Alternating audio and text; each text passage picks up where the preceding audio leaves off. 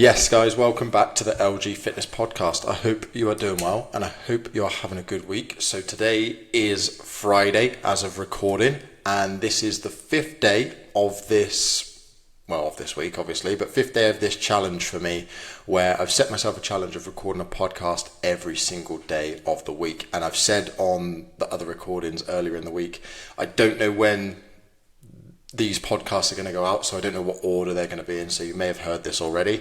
But the reason why I wanted to set this challenge is to just give myself a little bit of a kick up the arse, if you like, to get some more content out and get some more podcasts out for you guys. And I think that's ultimately the way challenges can be used, like short periods of time to just give you a little bit of a boost, and like I said, obviously a challenge and output a little bit more. Now on Saturday, the Saturday just gone, I played football on Saturday, and unfortunately I picked up a mild concussion, I would say. So we were playing, it got second half started, and it's about 5 minutes into the second half. We had a attacking corner. Ball's been put in, I've gone up for a header.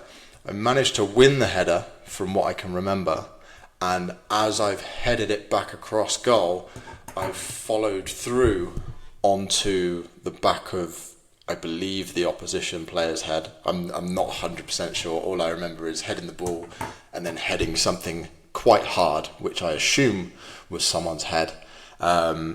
Very, very painful for any of you that sort of saw my stories over that time. Like I said, I don't know when this episode is going to go out, but anyone that saw my stories, I had a massive egg on my head, like a golf ball sized egg on my eyebrow.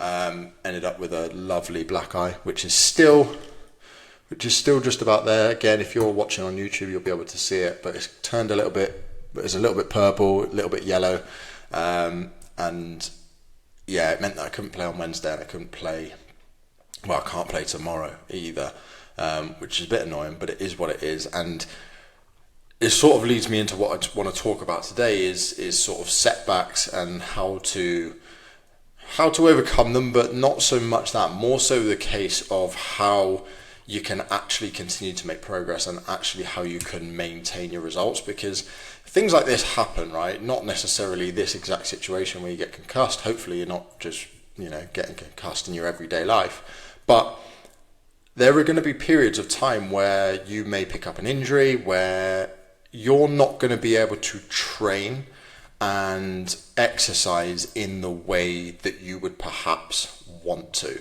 And like I said, that could be injury, or it could be just down to the fact that, work is busy, family life is busy, and you've just got lots of other commitments going on. Now, a lot of people really struggle when this happens, and they end up falling off the wagon and they don't do anything at all. Now, for me this week it's been frustrating because I sort of want to get back into training, although at the start of the week, sort of Sunday, Monday, I didn't really have the energy. It did kind of wipe me out. I've never actually experienced anything like that before, of getting concussed or anything like that. But yeah, Saturday evening I didn't feel very well. Sunday I was struggling. I just felt really tired. I took the dog for a walk, and yeah, I didn't feel good when walking, and then I ended up just lying on the sofa all day. Monday felt a bit better, just tired. I felt very tired at the start of this week, so I haven't trained properly this week. I did a little bit of a session yesterday, a very light session yesterday, and I did another little session again today.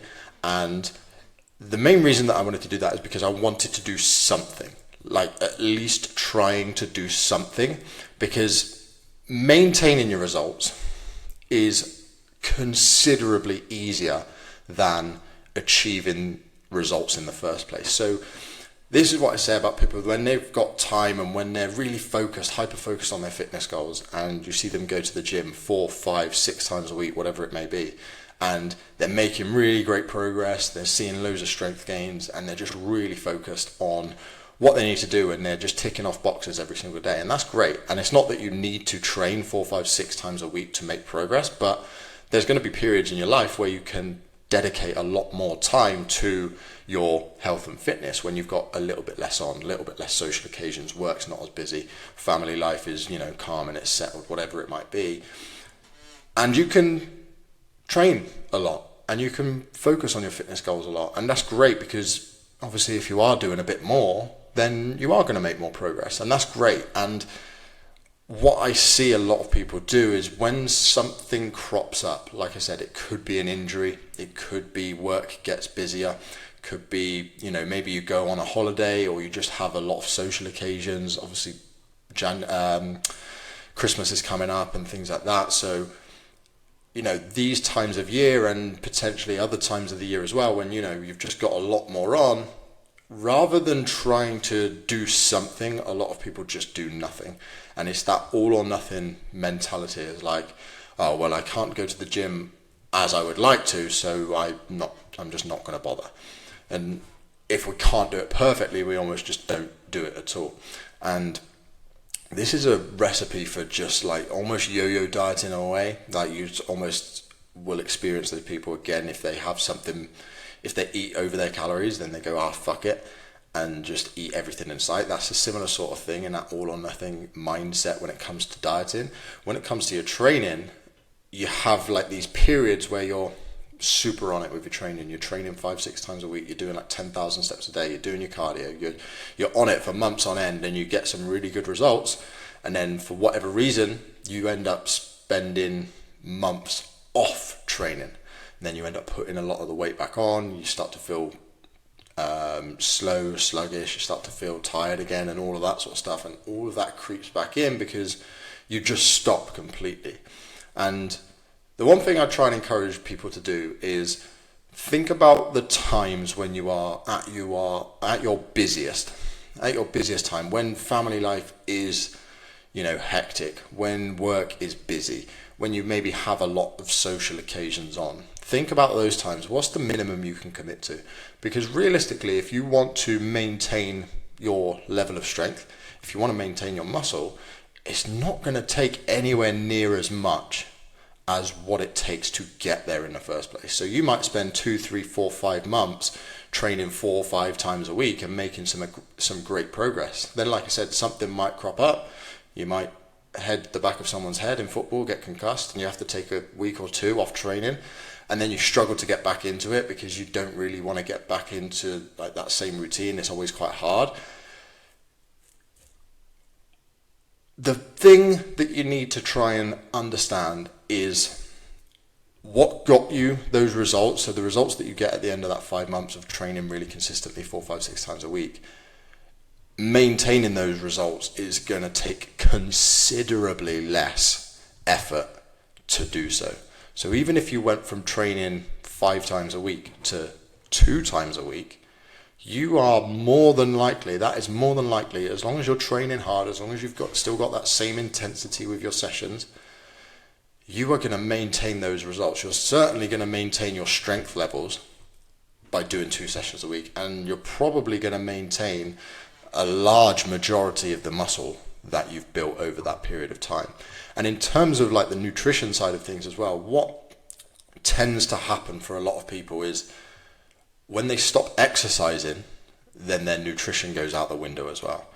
When they stop going to the gym consistently, all of a sudden old habits creep back in with their nutrition. They start to be a little bit more loose with their diet. They start to go out for takeaways a little bit more. Perhaps they start to eat a little bit less healthy, nutritious food, because it tends to go hand in hand. When you're training and when you're exercising consistently, you're feeling a lot better about yourself. You feel good, you feel strong. And ultimately, when you're feeling good, when you're feeling better about yourself, when you're feeling good within yourself, it's much easier to make positive decisions. It's much easier to make positive decisions around food, exercise, sleep, all of that.